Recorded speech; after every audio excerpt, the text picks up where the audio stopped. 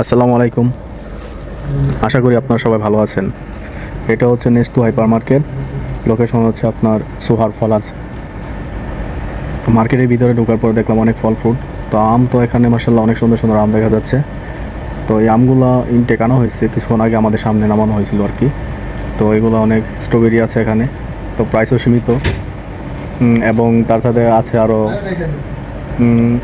এটা হচ্ছে পেয়ারা। তো পেয়ারাগুলো অনেক ভালো, খাইতে অনেক মিষ্টি। এটা হচ্ছে ভুট্টা। তো অনেক মতো মনে কলাও আছে। এটা হচ্ছে বেসিক্যালি নেপালি কলা। এটা অনেক ভালো মানের কলা।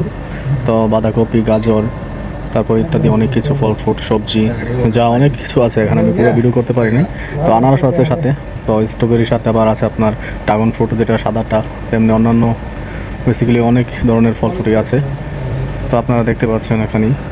তো জাস্ট একটু মজা করার জন্য ভিডিও বানানো হচ্ছে আর কি। নারকেল আছে, নারকেলের প্রাইস অনেক, বাংলাদেশি টাকা সম্ভবত 300 টাকা একটা ছোটো ডাবের দাম। আর তো এখানে ফল ফ্রুট আছে আপেল, গাজর, ক্যাপসিকাম, শসা। তো ভেজিটেবল আইটেম অনেক আছে এখানে।